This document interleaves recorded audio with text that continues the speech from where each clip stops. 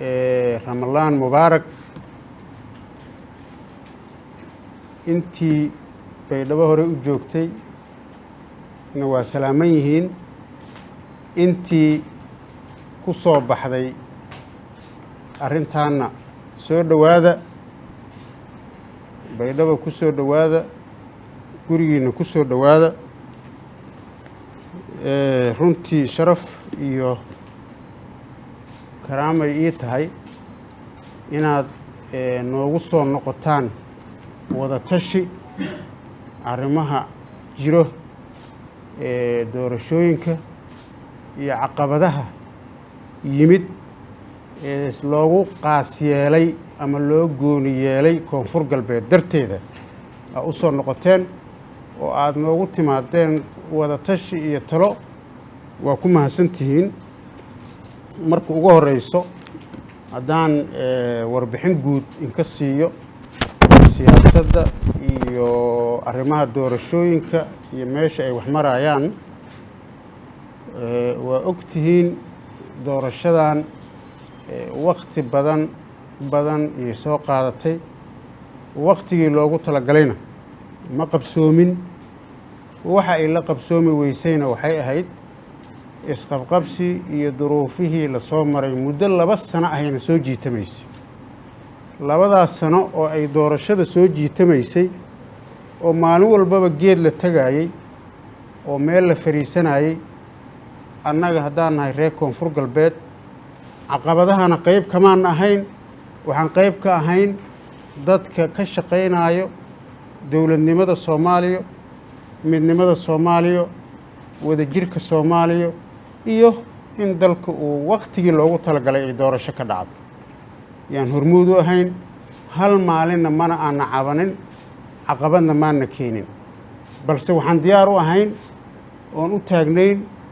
kuwa cabanayo ama konsaynka qabo wax sheeganayo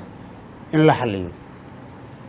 mar allaale markii doorashada lagu soo heshiiyo oo doorashaha la qabto la yiraaho isteedyada qaar dhahay ma qabanayno qayb kama noqonayno waxbaan qabnaa annaga oo diyaar ah oo wax culaysna haysanin oo awoodi karna inaan doorashada qabanno yaan joojinayno lahayn ma qabanayno sababta maxay tahay doorashada iyo dowladnimada Soomaaliya ma rabna in cid gooni ah lagu faquuqo waxaan waa consensus waa wada ogol in maxay ahayd ayadoo uu qof Soomaali maqan yahay aan soconnana ma aqbalayno waxaan u lahayn waxa waaye midnimada Soomaaliya yaan ilaalinaynay sharafta Soomaaliyaan ilaalinaynay wadajirka Soomaaliyeedaan dhowraynay sidaas darteed yay doorashada waqtigan ku soo gaartay in qof kasta oo Soomaali ah lagu qanciyo ugu dambeyntii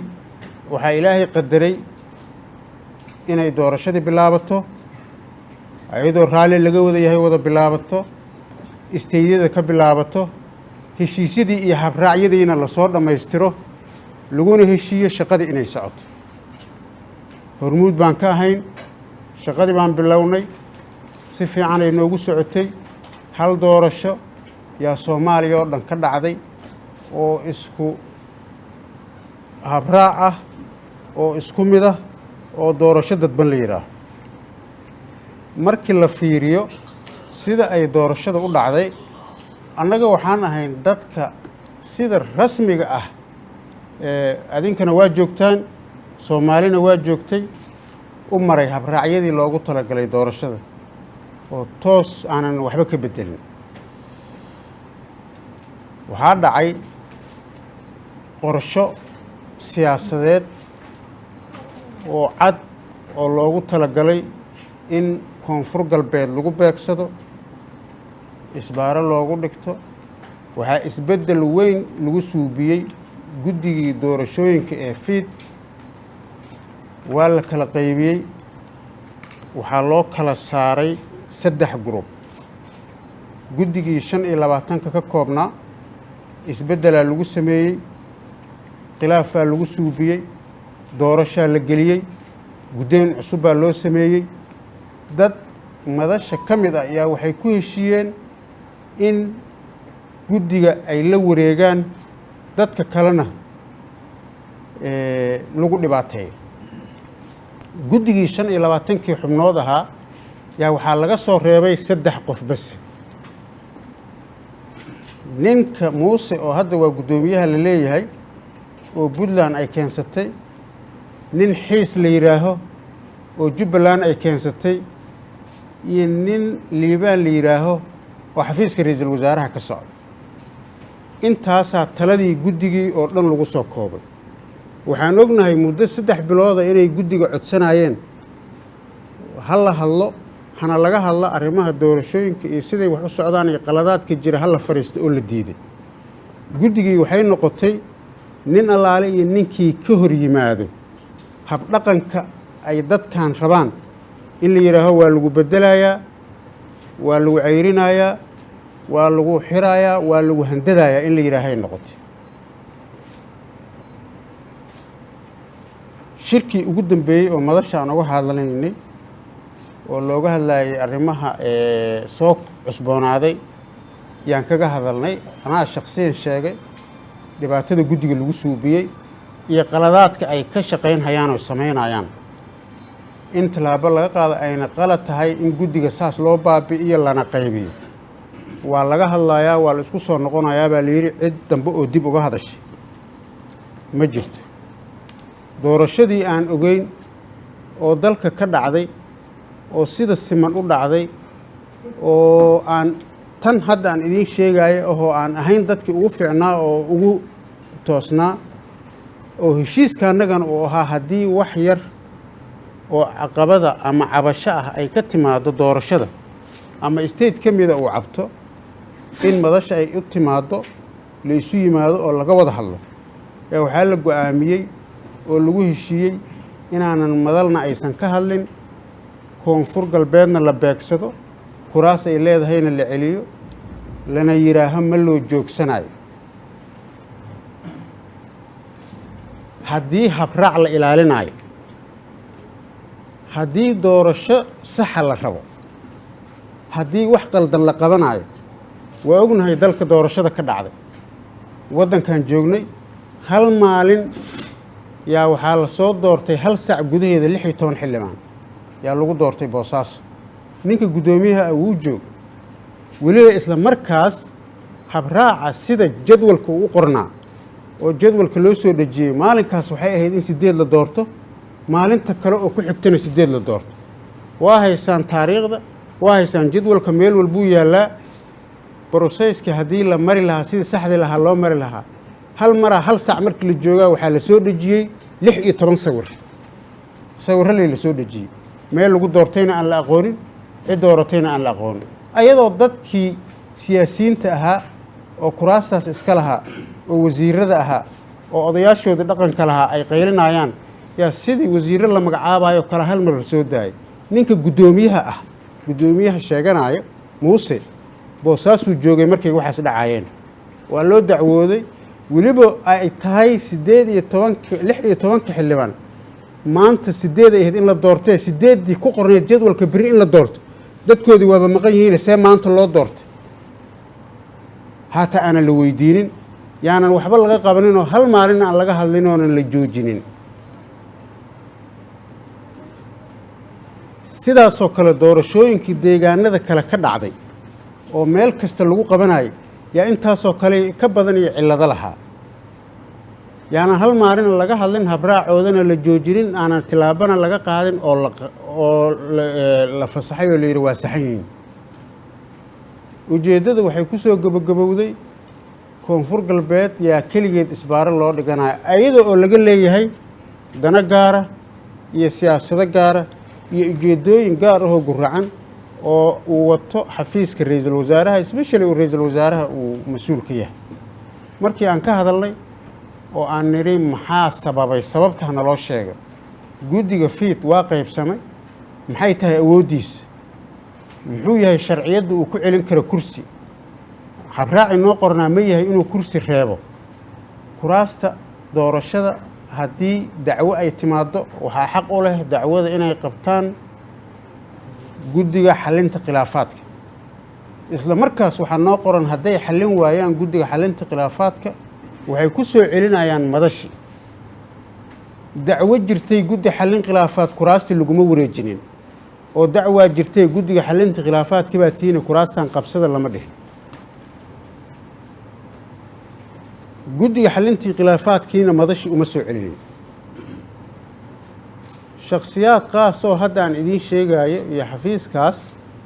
yaa waxay go'aansadeen inay ayaga guddi xallin khilaafaad noqdaan inay ayaga madal noqdaan in la yidhaaho waa la celiyey kuraasti annagana aan naloo sheegin sababta lagu celiyey markaan nidhi madashi ha timaada ha laga hadlana la yidhi madal kama hadlayso oo ma la yeelayo intaas waxaa dheer ayadoo intaasoo cabasho ay jirto oo la leeyahay lama joojinayo yaa waxaa la leeyahay doorashaa la gelayaa waxaan qabanaynaa shahaadadii baan bixinaynaa ma dhegaysanayno soo doonta shahaadadii looma joojinaayo warkiisa kuma jirno lama maqlaayo aniga maaha ninka warkayga la diidaayo waxa la diidaayo warkiisa oo la dulminaayo oo la yasaayo waa koonfur galbeed aniga wax broblem goonihon qabo male koonfur galbeedaan madaxweyne ka ahay mana aqbalayo in dadka reer koonfur galbeed la dulmiyo wixii horey dulmiyadii hore oo jirayna nala soo xasuusiyey waxaan aqbalayno ma aha waxaan u baahannahay doorashada wadar ogol waaye in nagala qanciyo dhibaatadan annaga qaaska nagu ah iyo isbaaradaa naloo dhigtay naloo sheego waxay nagu qabatay naloo sheego waxa nagula haysto naloo sheego waxaan qaladnay inaan fahanaan rabnaa nala mariyo habraaci rasmiga ahaa oon xaqa u lahayn oon qorannay waxaan u baahannahay inaan ka hadalno sababta naloo joojiyey intaas waxaa dheer oo dhaqan ahoo la bartay dadkii soomaaliyeed iyo dadka hadda caadaystay inay reer koonfur galbeed dulmiyaan wakhtiga oo maanta 2002 la maraayo in inta message xildhibaanada loo soo diro oo social mediaha wax lagu soo qoro la yidhaaho ayagoo joogaana kooram waa dhan yahay waa la dooranayaa waa laga soconayaa waa la marayaa waxaas wax soomaalinimo ana ma aha meelay ka shaqaynaysana male dalkana waxaa ka jirta dowlad federaal ah dowladda federaalka ah ayada oo state ama qof uu maqan yahay wax dowladnimo ah iyo wax doorasho ah iyo wax dhismo ah oo socon kara ma jiraan hadday jiri lahaayeen horaan u samayn lahayn oo annagaa doorasho geli lahayn oo xildhibaano qaban lahayn markii ay isteedyada kale dacwada qabeen yaan maxay ahayd doorashada qabsan lahayn soomaaliya kala go'aysaa shalayna la dhahay annaga soomaali ma nihin miya dacwada annada lama dhageysanayo miya annaga ma gu'i karna miya annaga dadka culays kuma hayna miya xaq uma lihin miya inaan nidhaahno waryaana la dulminin maxaa nagula dulminayaa shalay kuwii dulmiga ka baqaayey ama lahaa waa naloo joojiyey lahaa oo annaga aan ku soo baxayna ayaga maanta xaq noogumale miya inay nagu soo baxaan oo na weydiiyaan aaway sistamkii iyo nidaamkii ay ku socotay doorashada iyo heshiiskii iyo wadar olgolkii iyo isqancintii ay ku socotay maxaa sababay in koonfur galbeed keligeed jid loo istaago maxaa sababay ayadoo dana siyaasadeed oo gaara laga leeyahay ama ujeeddooyin guracan la qabo in la yidhaaho lama joogsanayo oo lasoo qoroo la yidhaaho waa la dooranayaa taariikhda waa la socotaan hadda ka hor jabuuti markii dowladda ugu horreysa la dhisayay waxyaalaha la soo qoraayo waxay xasuusinayaanay ka mid tahay yaa markaas ma jirin koonfur galbeed federaalna ma jirin waxaa jiray inta waxaa ka jiray ururkii RRA laakiin waxaa meesha lagu tegey si qabiil ah si laablaka ahaa wax lagu dhisay waxaa bannaanka uga baxay doorashadii dadkii deegaanadan ka soo jeeday waxaa la yidhi looma joojinaayo ayada oo la rabo guddoomiye baarlamaan in loo doorto yaa waxaa la yidhi waa la dooranayaa looma joojinaayo waa la doortay dad waxaan arkayay labadan beri wixii ayagaa soo qorqoraya war shalay jamhuuriyadda dimuqraadiga soomaaliya la ahaa laakiin maanta waa dowladda federaalka soomaaliya heshiiska la qaatayna waa nidaam federaal ah oo imbagaati lagu soo dhisay nidaamka federaalkana wuxuu u baahan yahay in la ilaaliyo wuxuu u baahan yahay wada ogolaasho state wax diidan dowlad dhiska soomaaliya dacwo ka qabo keligiis cid wax u suubin karta ma jirto annaga waxaan dareensannahay wax ku talagal ah oo la diiday in nagala talageliyo oo la diiday in laga hadlo oo loogu talagalay naloogu talagalay annaga oo dee markaan hadalnana naloo sheegaayo waxyaalaha nagala rabo oo shuruudo iyo conditions leh oo ka mid ay tahay hebel xildhibaan ma ka dhigaysaan waa kuu daynaynaa kuwa kale waxaas ma bixinaysaa kuwa kale waa kuu diidaynaa annagaa inta kuu taagan ma yeelayna la leeyahay waaye waxyaalaha aan diidanahay marka maanta oo 2020kii la joogo 22dii la joogo Soomaaliyana ay marxaladan marayso ma aqbalayno in isbaare iyo baad siyaasadeed nagula sameeyo wax la yeeli karana ma aha waxaa tihiin xildhibaanadii koonfur galbeed oo la soo doortay oo sharciga ahaa maanta waxa la dulmiyey oo jidka loo taagan yahay oo sida sharci darrada lagu haysto oo baadda loo haysto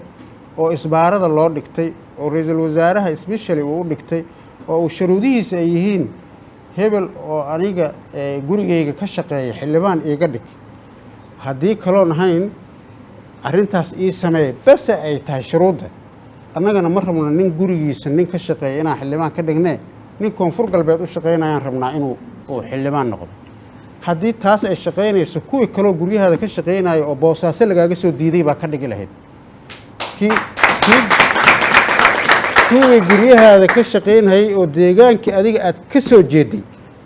joogay oo gaalkacyo looga soo diiday baad yaad u rakaatayn lahayd ood u celin lahayd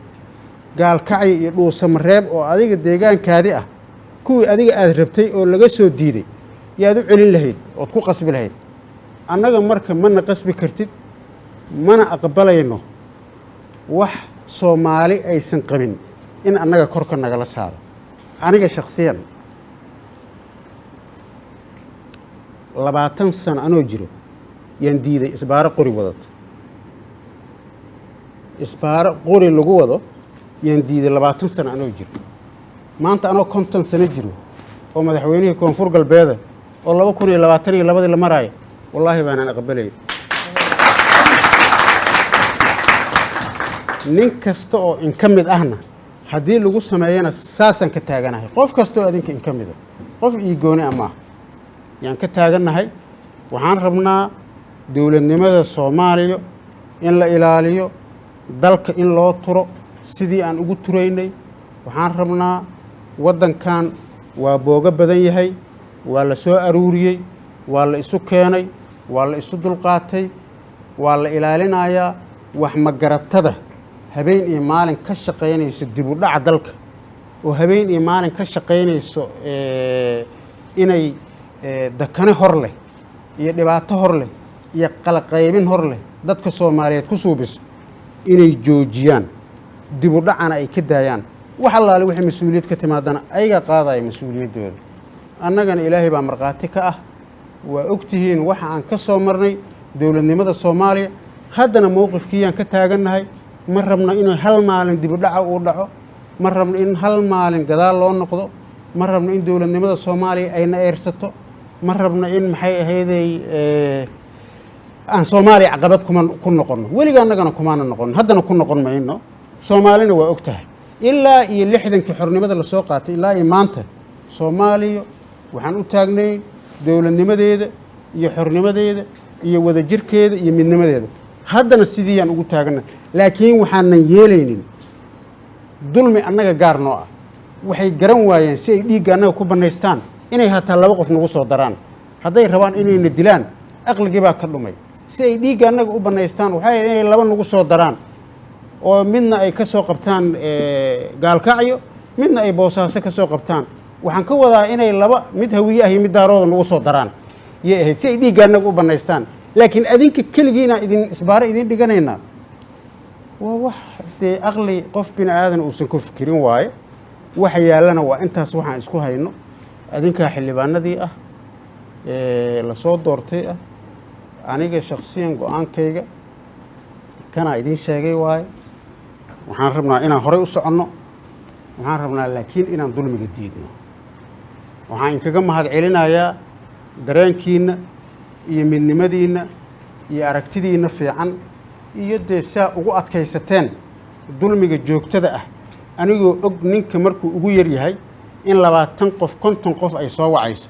oo la leeyahay maxaa u joogtaa maxaa u taagan tahay inta la bixinayaa waa la kala tegay soo gaar waa la isdooranayaa inta ku soo orod maxaa lafti gareen ku ag dhigay wax gooni aan leeyahay male damiirkiina idin haay maahana maana idin haay idin ma haay qofaan u yeeray min ku jiro hal qofaan wacay male damiirkiina in soo celiyay dadkan walaalihiina oo lala haray oo waliba dulmiga lagula haray darteeda u timaadeen haddii maanta aan ogaan lahayn oo naloo sheegi lahaa oo nagula qancin lahaa waxa lagu haysto oo saasaa loo haystaa nala dhihi lahaa hataa waa garaabi lahayn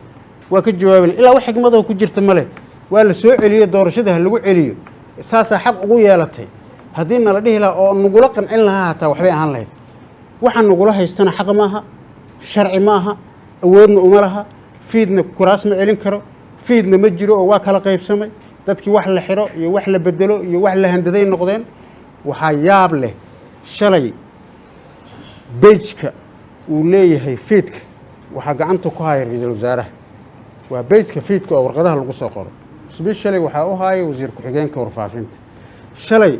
warqaddii sharci darrada ahayd ee soo baxday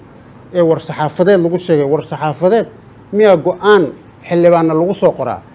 go-aan xildhibaanna go-aanka ciddii celisay waa inay go-aan ku soo saarto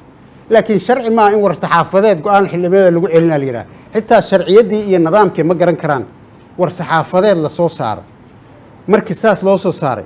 yani ninka guddoomiyaha wacay wax aan ka ogahay malhuul oo ilaahay ugu ogyahay waa soo manahay anaa wacay waxaan idhi warqaddaan maxay ahayd la soo saaray guddoomiye dadaan ku dhex jiraa waa ka dhexbaxay isugu yidhi bannaanku u baxay wuxuu yidhi wax aan ka ogahay male qorshaha annaga wuxuu ahaa saaka kuraastaan wax sharci ahoo loo haayo male mana hayn karno inaan sii dayno waana sheegay buu yidhi saaka in la sii daayayna ahayd warqaddaanaan hadda arkay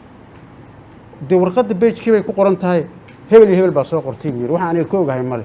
maa sheegtidoo hadashidaan idhi oo shir jaraa'id qabatid inay dhibaatada sii badataan ka baqaayaa buu yidhi wallaahi inaana nabaynin waa soomanahay inay dhibaatada sii badato yaan ka baqaaya micnihii waa baqaayaa waaye marka maxaa xal ah maya waa is arkaynaa laakiin tan sharcina ma aha